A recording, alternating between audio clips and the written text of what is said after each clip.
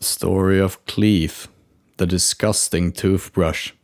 Once, there was twice something which happened 3 times at 4 different occasions. It's the story of trying your hardest and failing, of how a few men would climb the 3rd lowest chair in Utah, or maybe that's what the media wants you to believe. The 3 axes of space is a lie. It's really more like 2,500 times I've said it, and she still won't listen. I just don't understand anymore, even if I'm really trying, or maybe it's because I don't know why, but don't wish I don't even know, man. I need to go out, take a walk. I Hydra punched the door so hard that Eurasia was disconnected. Even the milk in the fridge was slightly shaken upon the massive earthquake. The reality around my door just hushed away like a frightened kitty. Through this momentary crack in space-time continuum that once was my door, I walked out like a crab, snapping my imaginary snappers and screamed, 20% of prices this weekend only. Outside, night had fallen. I hadn't noticed, as the curtains, which were blue, had stayed in front of my window the whole day.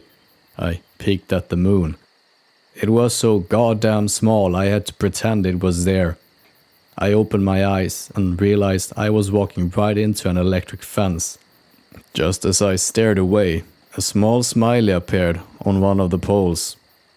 "It hurts when I pee," it said with a sad voice. It was as if time stood still. The leaves carried by the wind were locked in place. At that moment, that infinitesimal amount of time, the being of all weighed the collected sins of the universe and decided. In the distance, I could hear the sound of 2 billion Fortnite gamers crying out. Then silence. Such a silence I had never known. She could not believe how stiff my wank sock had became. Or should I say, dank sock. I said I call him Hank, the wank sock. The expression on her face startled me. It was fear, joy, sadness, a glance of pitiful hatred. She wanted to cry. She wanted to scream. She wanted to laugh because she didn't know what to feel and decided it was up to her. Finally, she spoke. "Bruh." What the Mongolian paste with sausage fuck. There was nothing else to say really. After showing her Hank, I placed him on the trophy shelf and took down the next thing. It was a remedy of beauty. It was an empty jar with a special something in it. Nothing. I said it was my dreams. She threw it in the trash can and nuked that shit from orbit. I was so accustomed to this that I forgot to rate my Uber driver 8 blinis. Blinis are small pancakes from Russia, in case you didn't know. The greatest miss of our street is the lack of rulers. Neither would pursue it.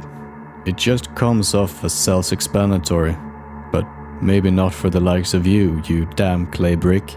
I bet the temperature at which you were burned didn't even give you a nice orange coloring. You're just a butter knife some kid made in 3rd grade.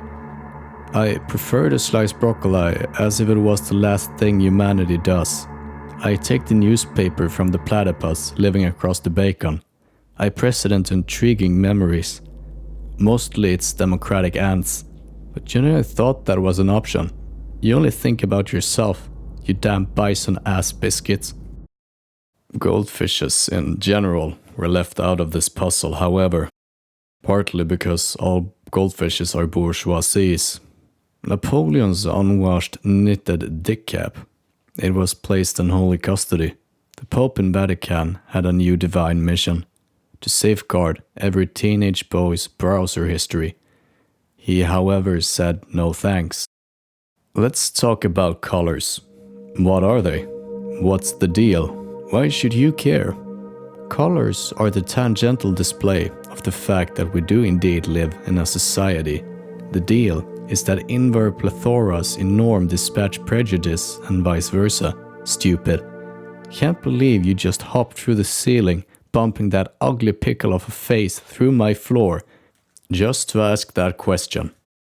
Absolutely mediocre event. 4 out of 10. Would not be a recreative exercise. The reason as for why it should grab your emotional focus is because I have dragged you through all kinds of messes only to arrive here. Wouldn't it be the weirdest shit ever if your nipple had their own conscience and would talk to each other?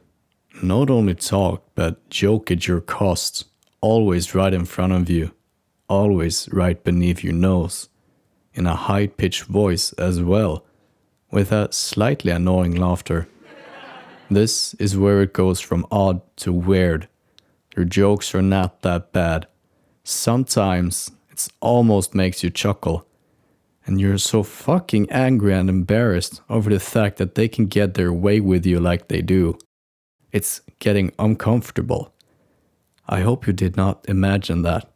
Generally, don't imagine anything of what I write. It's bad for you. Either way, this was the long story of how our friend eventually decreased the times he masturbated to numbers which we can comprehend with our mortal mind. It is my hopeful wish that you, my dearest listener, feel as if your spirit is not so lost anymore. Cheerio.